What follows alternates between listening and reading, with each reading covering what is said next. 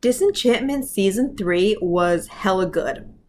This series has been a soft ride the last two seasons, and this one, we get some real action. We get some real character building. Season 1 was a fuzzy intro. Season 2, it branches out a bit. And Season 3, it finally branches and blooms with its adventure, its mystery, and the mythology. Not just this world's mythology, but it really paints classic mythology so respectfully. I adore Bean, okay?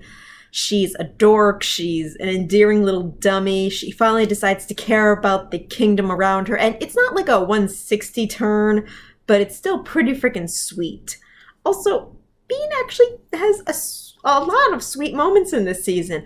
One is her romance with a mermaid named Mora. Now, Mora is an independent character.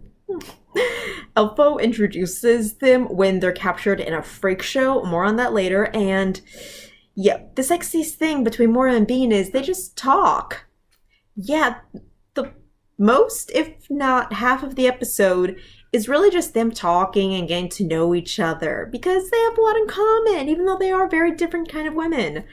And it's just really sweet. It's funny and it's almost painfully relatable. And wow, God, the way they really painted mermaids in this, I love mermaids of mythology and such like that. I really do. Favorite Disney princess.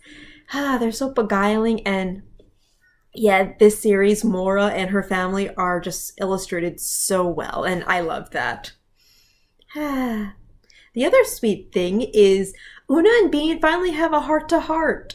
Una, yes, she divorced the family, but she didn't stop caring about them, so when she visits again, she really does help them out. Not only does she care about Zog still, but she does care about Bean, and after they take some drugs, they have a really open heart-to-heart and get through some baggage, and it's just so sweet. Oh, I loved it. I thought it might have been my favorite part of the series.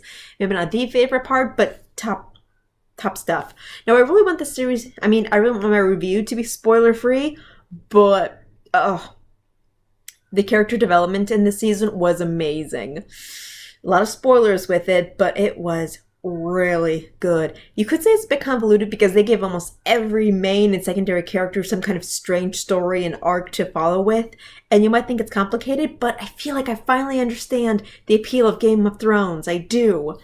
It's amazing. I found it very exciting. Let's see, anything else? Without any spoilers, I can say that the cliffhanger is weird and scattered, and it lampshades very well how this kind of scattered and crazy plot building, maybe they're making it up as they go along, but I honestly don't care because it's earned my intrigue, okay? This show has approached it with kitten's shoes, soft little steps, and it really feels like we're taking the journey with Bean because the first season was fuzzy, like her alcoholic fuzz and all that, and then she slowly regains it because, she genuinely does love her two best friends, Lucy and Elfo, and she does care about all the people around her. It's not portrayed perfectly, but I find that to be good character building with the flaws, the understandable flaws, that even after you grow so much, sometimes you still fall back into some bad habits. And I find that messy and charming. It has a strange wit. Now, is this show for anyone? No, it's definitely a PG-13 series, not just for the naughty bits, but there are a lot of selfish decisions that happen in this show, and I think you have to be of a certain age to appreciate the bitterness, or a certain amount of bitter to appreciate the selfish decisions. Again, I've never been a Game of Thrones fan, but I think that this might be the kind of cool down show that those fantasy cutthroat scheming lovers could really appreciate. So yeah. I thought this was really good. I liked it very, very much. And yeah, for all the spoilers, I'm going to have a separate review. But Disenchantment, you're great. I can't wait for more. I love you.